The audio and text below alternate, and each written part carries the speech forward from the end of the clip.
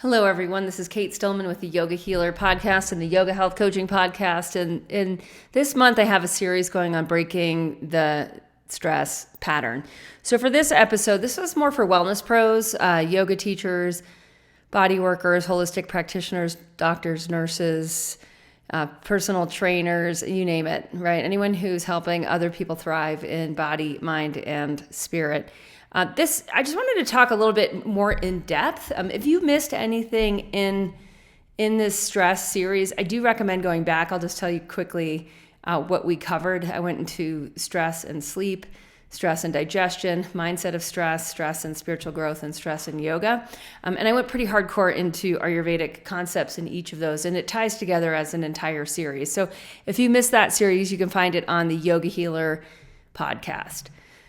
All right, so I'm going to assume you've listened to a lot of that because I'm going to tie a lot of that into today, and I'm also going to bring in some other concepts from Ayurveda that I didn't get into on our Yoga Healer show. And a lot of this is for, you as a practitioner or as a teacher is looking at like what's really going on with the wired and tired pattern that's in the people that you're working with, and how does that affect how you're going to work with people. Now, I know when I went through Ayurvedic school, when I went through yoga teacher training, and for me, my yoga teacher training, I did a 2-year yoga teacher training program followed by another 3-year teacher training program. So it's a lot more than the weekend workshop, month-long kind of deal. When I went through these programs, it wasn't that well understood what modern humans are actually dealing with in terms of being hyperstimulated, in terms of our senses being bombarded by messaging, by images, by audio. It wasn't that well understood, the disconnect between modern humans and nature. And we're finding it not just in adults, but also in children. And it wasn't that well understood just what this sort of day-to-day bombardment of stimulation is actually doing to people, and how that actually should affect how you work with people. So a lot of what I'm going to tell you today comes from Ayurvedic concepts mixed with 20 years of practical experience of working with modern humans, right? Like just working with the people, la gente, right? Just what is it? What are people really dealing with right now, and what are you dealing with too in your day-to-day life as a practitioner? Like, are you rejuvenated? So there's concepts in Ayurveda that really help us understand this. I'm going to talk first about the subtle doshas of prana, tejas, and ojas, and why they're so significant right now. From working with people, many people in programs that I created, whether it was the Yogi Detox, whether it was Anusara Yoga Immersions, whether it was weekend workshops based on Ayurveda for yoga teachers or yoga students, things that I've done over the last 20 years. What I came to find out was that actually even many of our wellness pros are quite stressed out and actually quite broken down in terms of the subtle doshas, in terms of where they should be on the scale of optimal health and where they actually were, that there was quite a significant differential there. So if our wellness pros are stressed out, right, and we're dealing with people that are stressed out, like what's really going on, and how do we break the cycle, right? How do we break the pattern? Well, first we obviously have to break it in ourselves. So if we're willing to take an honest look at ourselves, and I know for me, honestly, there were many years I really wasn't willing to admit that I was in the pattern too, right? That I was in the pattern as much as a lot of my people that I was trying to help were. Maybe I was a few steps ahead of them, but the pattern was still quite dominant. So there's a level of self-reflection. All right, there's our svadhyaya, is what the yogis might say, this self-study where we're willing to really get into a deeper level of awareness about if we're hyperstimulated or not, a deeper level of awareness of what is truly most important right now. in our day-to-day habits, in our day-to-day life. So some concepts from Ayurveda really start to open up the pathways of understanding. And one of these is the subtle doshas of prana and tejas and ojas, which are they're the subtle doshas of vata, pitta, and kapha. So we can start by talking about ojas, about the subtle dosha of kapha. So kapha is earth and water elements. This subtle form of ojas is it's like mostly subtle water is how you want to think about it. And water coheses. It's the energy that brings things together. It's the energy of life, nourishment, right? Of that which nourishes the life force. Just think of like your mouth. If your mouth is dry, you can't really taste. If your eyes are dry, it's hard to see. If your nostrils are dry, it's hard to breathe. If your ears don't have enough wax, it's hard to hear. So there's this level of cohesion and unctuousness that is the energy of kapha. And then when it turns into its subtler form, it's this energy of a very deep intelligence that enables healing and rejuvenation. Now, if someone is dried out, if someone is hyperstimulated, there's too much attention getting scattered to the wind. And in the yoga and stress episode that I did, I talk a lot about that pattern, and I give you a very specific way of aligning your yoga practice in order to counter that, in order to do the opposite, in order to reverse. Now, tejas is the subtle dosha of pitta, of fire and water. And tejas is really like awakened fire. It's discrimination. It's that which can see so clearly it can direct the path forward. I also talk about that in the yoga and stress episode with a pitta reducing practice, and I highly recommend going back and listening to that one. With modern life, when people are so overwhelmed that they can't make good decisions, you know that it's affected tejas. When people's immune systems are so overwhelmed that they're not able to replenish and repair, you know that ojas is affected. Now let's talk about prana, which is the subtle dosha of vata. So vata is air and ether. Really, it's the expansion of ether in the air that moves through and around. And its subtle dosha is prana. And you've all heard of prana, the life force energy. So there's a way that this energy it's intelligent and it coordinates movement. It coordinates what's going to happen next. It coordinates the inhale and the exhale. It coordinates the movement between cells and within cells. When prana isn't optimized, when the pranas of the body and prana vayu is one of the 5 ways prana flows. Right now we're talking about prana as a subtle dosha. So prana has a lot of different meanings in Ayurveda and in yoga. When we're talking about it in this perspective of the subtle doshas of prana and tejas and ojas, it's the organizing principle of coordination, right? Just think of an orchestra and the conductor, the one who's conducting all of the horns and the brass and the percussion and the winds and right, the strings, right? Who's coordinating the whole thing? That is when prana is healthy, when prana is robust. You have a maestro of a conductor, right? And when it's not, you have cacophony, right? It's not pleasant to listen to. You're not going to pay money. All right, so that's just a little bit about, again, we've got ojas, this healer energy. Tejas is the visionary director energy, and prana is the coordinator, maestro energy. And I'm just going to read a little bit about prana and tejas and ojas from the textbook of Ayurveda Fundamental Principles. This is from Vasant Lad. He says, on a deeper level, to combat aging, it is necessary to balance the 3 subtle essences within the body, prana, tejas, and ojas. The functions of prana, tejas, and ojas correspond at a subtler level of creation to the functions of vata, pitta, and kapha, respectively.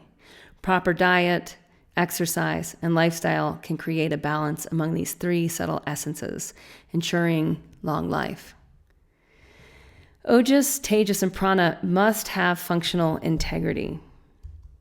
A balance of ojas, tejas, and prana constitutes one's aura, the defense shield against any intrusions from outside. Ojas is the substance of the aura. Tejas is the color of the aura. And prana is the movement of the aura. The stronger the aura, the more the things of this world can be thrown off, and one can be happily and joyously in the world, but not of the world. Weak ojas hinders the proper transmission of tejas. This in turn weakens the digestion and aids in the production of ama. Too much ama seals out prana, which weakens the entire system and opens the door for disease. So we've talked about ama in other episodes. Ama is that which is undigested. It can be undigested food. It can be undigested emotions. So that, just to read that part again, weak ojas hinders the proper transmission of tejas. This in turn weakens the digestion and aids in the production of ama. Too much ama seals out prana, which weakens the entire system and opens the door for disease. Thank you, Dr. Ladd. All right, so when we're talking about breaking the stress pattern, we have some big clues here about why living in sync, why diet, lifestyle, why rhythm is essential. Rhythm enables prana and tejas and ojas to optimize and then to increase together, to increase in alignment together. And when that happens, you have deep, robust energy from ojas. You have the field, the substance of the immune field or aura, which Dr. Ladd's talking about. That is a sense of self that is not just physical, but is also energetic and is also spiritual. You don't get thrown by whatever you're encountering, right? You're grounded and rooted in consciousness itself. That's ojas, that's strong ojas. When that happens, you can generate tejas, you can generate aligned action, right? You can see clearly, okay, this is what I want to do, and this is how I'm going to take action. This is how I'm going to do it. And that means you're not going to do the other 99.9% of things. You're going to do the 0.1% of things, right? And that is being, again, in the world, but not of the world. You're not just getting distracted by all the shiny objects, by all the things that actually scatter your prana. Now, when, again, tejas is fire, right? And so when that tejas is aligned, you're making good, healthy food choices. You're awakening the process of not just assimilation, right? Which has a lot to do with absorption and how you utilize that energy and how you eliminate that which is waste, that which is ama, or that which is also functional waste. That naturally starts to happen. As that happens, that grand maestro, that coordinator of all things that is enabling your cells to digest and absorb nutrients and move forward with the production of deeper, healthier tissues, that naturally happens.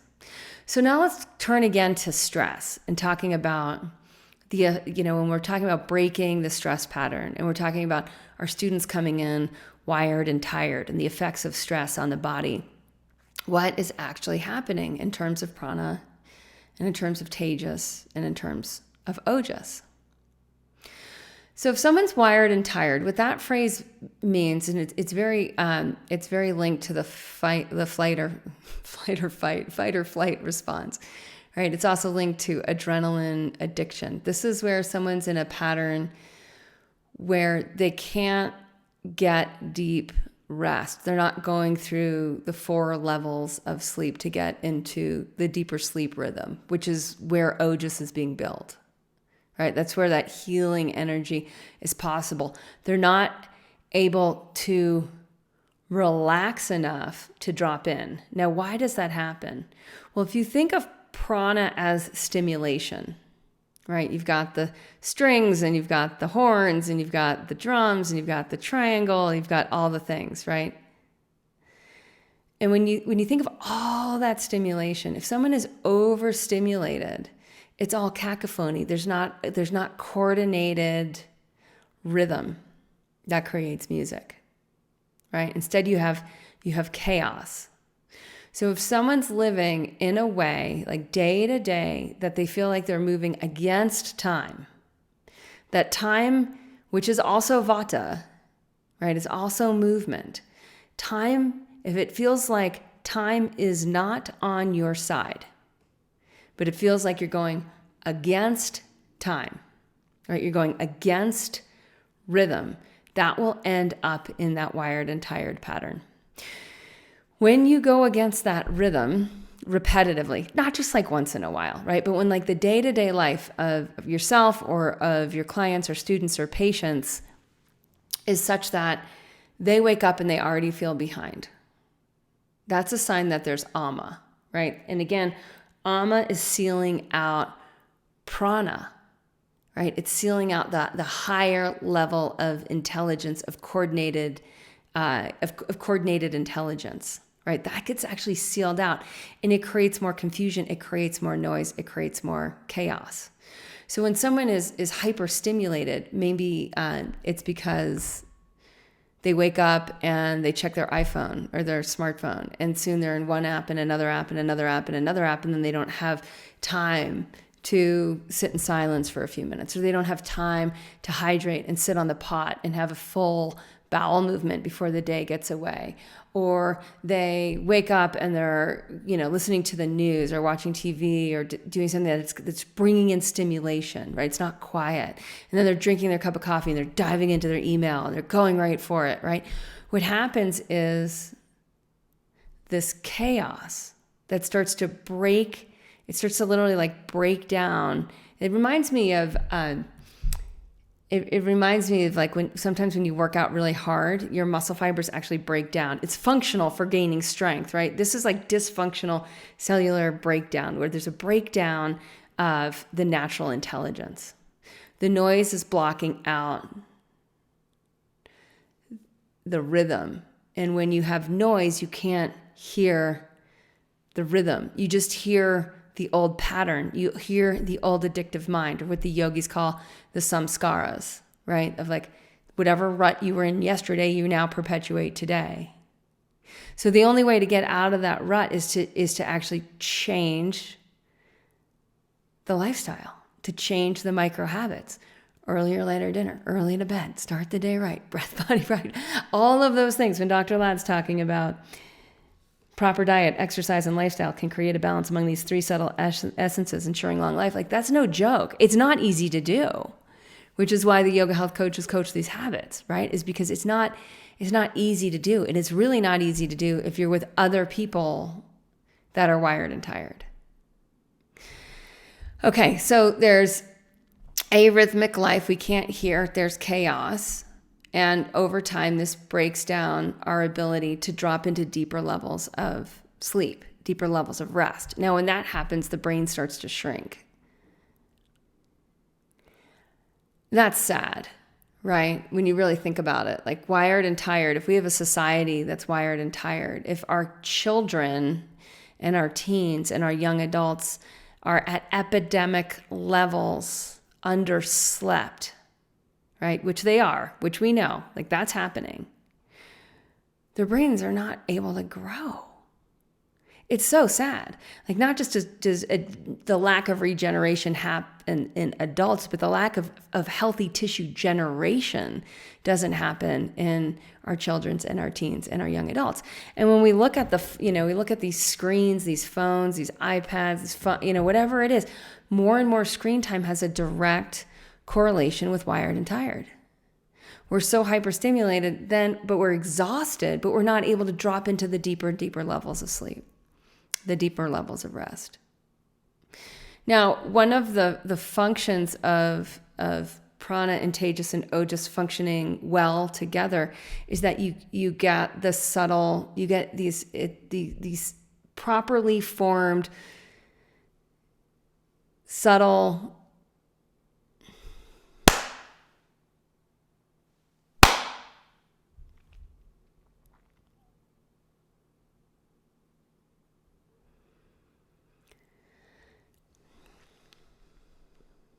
you get properly formed subdoshas in the mind and heart.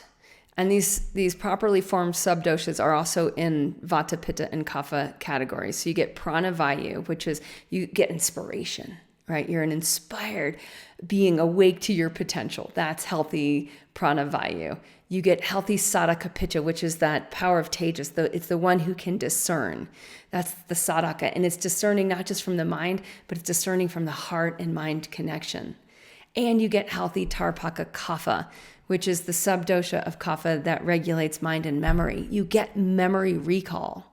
So when people are wired and tired and they're in this stress pattern, they lose their ability to remember. Their short-term memory and even part of their long-term memory just starts to go, where they can't remember names. They are in a mid-sentence, they know what they're going to say, and then it's gone. And this pattern, right, of not being able to focus, sadhaka pitta, not being able to remember, tarpaka kapha, not being inspired, pranavayu, when those things aren't happening, we have really dysfunctional human beings. So it's so important, these concepts, if we understand breaking the stress pattern, the effects of the body, and the effects on the mind or the brain, from an Ayurvedic perspective, we start to understand like, oh my goodness, it's not just a matter of prescribing a bunch of adaptogen herbs and helping people, hopefully fall asleep and stay asleep. It's really looking at like, what is the pattern of hyperstimulation? Where is the noise in their life coming in from? And how can we start to just disconnect from the noise and connect into the quiet? The emphasis on rejuvenation is not that well understood by modern humans. Like there's often a sense of like life's exciting, this new series on Netflix or this social media post gone viral, or I've got to learn everything because it's all free on YouTube now, right? There's just so much stimulation. There's a lot of FOMO, like fear of missing out, right? I need to do this and this and this. I know for kids and teens and young adults, this is really super intense. You want to look at the balance between like what goes out must come back in. What goes up must come back down. And this is the theory of spanda. This is the theory of pulsation. That expansion and contraction are the motions of the life force energy. Expansion and contraction are also the functions of tejas, of our power of discriminate, that we take a lot in and we decide where to go, contract. Expansion and contraction are the energies of healing, right? Bringing in circulation, cleansing, wringing out toxins, building, opening, rejuvenating, nourishing, right? That there's always balance in the opposite. So if our energy is just going out, out, out, out, out, and if you're looking at your wired and tired students or clients or patients and their energy is just going out, out, out, out, out, and if it has been for years, if it has been for decades, right, the more serious the pattern, which means that there's a day of reckoning. There's a point where the person needs to get in touch with their own integrity. They need to go deeper into a healing journey. They need to learn what does their body actually need in terms of rejuvenation. And what I find in working with people, they need to really like get clear on how deep they're in. And this can be sad. It really can. Because if someone's been listening to the noise for way too long and generating the noise and attracted to the noise and in it, and maybe even has a victim mindset, like there's nothing I can do about all the noise, right? There's nothing I can do about living against the cycle of time. I wish I could do what I want. That's all victim mindset, victim mentality. It's going to be really, really hard. I would say impossible to help that person shift out of wired and tired. You have to help guide them to a place where they can become aware that they're free to choose. They become aware that they can choose to stop generating noise, that they can put down their phones, that they can turn off all the alerts and all the notifications, that they can develop a discipline, a discipleship to the rhythm, to much deeper listening. And what will start to happen is if you can awake that in someone, they'll come in I find it's often in phases. It's like a gravitational pull towards depth and towards the levels of depth. you can listen to some of my podcasts or free talks on the goddess journey and the descent and the healing journey. I've talked a lot about these levels of depth in those shows. When a person starts to enter their healing journey, they start to get into reality with like, oh, I've been out of rhythm for a long time. And these are the things, the things that I'm addicted to. These are the things that arrhythmic, wired and tired pattern in me is attracted to, is craving. And if you know what those are, if they can find out, if they can just sit and reflect on that, then the awareness itself starts to digest. And you'll hear a lot about that in that stress and digestion episode, and also the stress and spirituality episodes. Those, we go deep into that there. It's, sometimes it's called Reckoning Day, the Come to Jesus moment. These moments have a number of names that help a person realize that, A, this is part of a pattern, they're not alone. Okay? And then also like, this is a significant this is a significant moment, a significant now. Now is when I decide I'm going to listen to the rhythm and I'm going to steer clear of the noisemakers in my life. And even just doing that through little subtle micro choices, canceling the Netflix subscription, putting up a timer on their airport at home or their wireless at home so it shuts off at 6 p.m. These little big choices start to enable them to listen to the birds sing, to watch the clouds go by. And this is what helps to break that wired and tired pattern. All right, that was a mouthful. I really hope it was helpful to the yoga health coaches out there and the other wellness pros who listen to the yoga health coaching podcast. It's, again, I just want to say like why we do what we do in yoga health coaching is because we understand that just these words, proper diet, exercise, and lifestyle, are increasingly challenging in the modern age. When we're in a culture that is wired and tired, when we're in a culture that is sleep deprived, when we are bombarded by the noise, and that the healing journey, if you're a professional working with people, you're not just going to be able to like shift this pattern in people. Like that's why we have the business model in yoga health coaching that we do to like help actually create a lengthy time and container for people to make very deep transformational shifts, for people to go to the depth of their healing journey and stop using the Band-Aids of these herbs for this and this prescription for that, and going to hot yoga when they're actually exhausted thinking it will help. All right, again, Kate Stillman, yoga healer, yoga health coaching. Namaste, and have a great day.